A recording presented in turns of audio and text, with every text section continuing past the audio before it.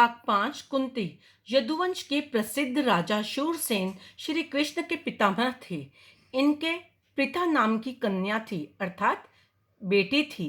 उसके रूप और गुणों की कीर्ति कीर्ति यानी यश दूर दूर तक फैला हुआ था।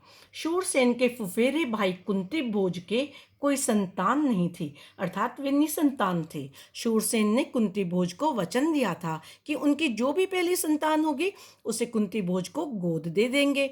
उसी के अनुसार शूरसेन ने कुंती भोज को पृथा गोद दे दी। कुंती भोज के यहाँ आने पर पृथा का नाम कुंती पड़ गया। कुंती के बचपन में श्री ऋषि दुर्वासा एक बार कुंती भोज के यहाँ पधारे। कुंती ने 1 वर्ष तक बड़ी सावधानी व सहनशीलता के साथ उनकी सेवा शुश्रूषा की। उसकी सेवा टहल से दुर्वासा ऋषि बहुत प्रसन्न हुए और उसे उपदेश दिया और बोले, कुंती भोज कन्या, तुम किसी भी देवता का ध्यान करोगी तो वह अपने ही समान एक तेजस्वी पुत्र तुम्हें प्रदान करेगा। इस प्रकार सूर्य के संयोग से कुमारी कुंती ने सूर्य के समान तेजस्वी एवं सुंदर बालक को जन्म दिया। जन्मजात कवच और कुंडलों से शोभित वही बालक आगे चलकर शस्त्रधारियों में श्रेष्ठ कर्ण के नाम से विख्यात हुआ। किस नाम से विख्यात हुआ? कर्ण के नाम से प्रसिद्ध हुआ। लेकिन अब कुंती को लोक निंदा का डर हुआ, अर्थात वह सुकुमारी थी और उसने किसको जन्म दिया था? कर्ण को जन्म दिया था। इसलिए लोक लाज के कारण उसने बच्चे को छोड़ देना ही ठीक समझा। इसलिए बच्चे को एक पेटी में बड़ी सावधानी के साथ बंद करके उसे गंगा की धारा में बहा दिया। बहुत आगे जाकर अधिरथ नाम के एक सारथी की नजर उस पर पड़ी। उसने पेटी निकाली और खोलकर देखा तो उसमें एक बहुत सुंदर बच्चा सोता हुआ मिला। अधिरथ निसंतान था, अर्थात उसके कोई संतान नहीं थी। बालक को पाकर वह बहुत प्रसन्न हुआ। सूर्य पुत्र कर्ण इस तरह एक सारथी के घर पलने लगे। इधर कुंती विवाह के योग्य हुई। राजा कुंती भोज ने उसका स्वयंवर रचा। उससे विवाह करने की इच्छा से देश विदेश के अनेक राजकुमार स्वयंवर में आए। हस्तिनापुर के राजा पांडु भी स्वयंवर में शरीक हुए, यानी शामिल हुए। कुंती ने उन्हीं के गले में वरमाला डाल दी। महाराजा पांडु का कुंती के साथ ब्याह हो गया और वह कुंती सहित हस्तिनापुर लौट आए कि वापिस आ गए।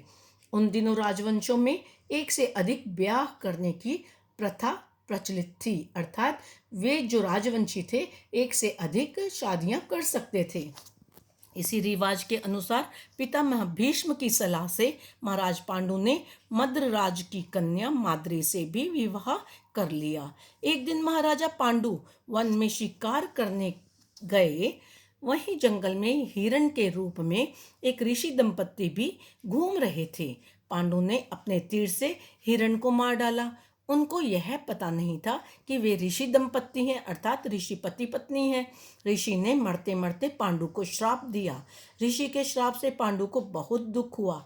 साथ ही वह अपनी भूल से खिन्न होकर, यानी उदास दुखी होकर नगर को लौटे और पितामह भीष्म तथा विदुर को राज्य का भार सौंपकर अपनी पत्नियों के साथ वन में चले गए और वहां ब्रह्मचारी जैसा जीवन व्यतीत करने लगे। कुंती ने देखा महाराज तो संतान लालसा तो है कि महाराज चाहते हैं कि उन्हें संतान की प्राप्ति हो, लेकिन ऋषि के शापवश वह संतान उत्पत्ति नहीं कर सकते। अतः उन्होंने विवाह से पूर्व दुर्वासा ऋषि से पाए गए वरदानों का पांडु से जिक्र किया। उनके अनुरोध से कुंती और माद्री ने देवताओं के अनुग्रह से 5 पांडवों को जन्म दिया, अर्थात देवताओं के आह्वान से 5 पांडवों को प्राप्त किया। वन में ही 5 का जन्म हुआ और वहीं तपस्वियों के संग वे पलने लगे। अपनी दोनों स्त्रियों तथा बेटों के साथ महाराज पांडु कई वर्षों तक वन में रहे। वसंत ऋतु थी, सारा वन आनंद में डूबा हुआ था। महाराज पांडु माद्री के साथ प्रकृति की इस उदारगम्य सुषमा को निहार रहे थे। ऋषि के शाप का असर हो गया। इसलिए तत्कालीन उनकी मृत्यु हो गई। माद्री के दुख का पार न रहा, अर्थात दुख बहुत ज्यादा बढ़ गया। पति की मृत्यु का वह कारण बनी, यही सोचकर पांडु के साथ वह भी मर गई। इस दुर्घटना से कुंती और पांचों पांडवों के शोक की सीमा न रही, अर्थात वे सभी शोक में डूब गए, बहुत दुखी हुए। पर वन के ऋषि मुनियों ने बहुत समझा बुझाकर उनको शांत किया और उन्हें हस्तिनापुर ले जाकर पितामह भीष्म के सुपुर्द किया, हवाले किया। युधिष्ठिर की उम्र उस समय 16 वर्ष की थी। हस्तिनापुर के लोगों ने जब ऋषियों से सुना कि वन में पांडु की मृत्यु हो गई है तो उनके शोक की सीमा न रही। पोते की मृत्यु पर शोक करती हुई सत्यवती अपनी दोनों विधवा पुत्र वधुओं अंबिका और अंबालिका को साथ लेकर वन में चली गई। तीनों वृद्धाएं कुछ समय और कुछ दिन तपस्या करती रहीं और बाद में स्वर्ग सिधार गईं। अपने कुल में जो छल प्रपंच तथा अन्याय होने वाले थे उन्हें ना देखना ही संभवतः उन्होंने उचित समझा। तो बच्चों, पाठ 4 और 5 जो मैंने आपको पढ़ाया है, आपको इसे 2-2 बार पढ़ना है, समझना है और मेरे दिए गए प्रश्न जो मैं अभी आपको दूसरी वीडियो में दे रही हूँ उनको अच्छी तरह से समझकर अपनी पुस्तिका में लिखना है, यानी कॉपी में साफ सुथरा करना है। धन्यवाद।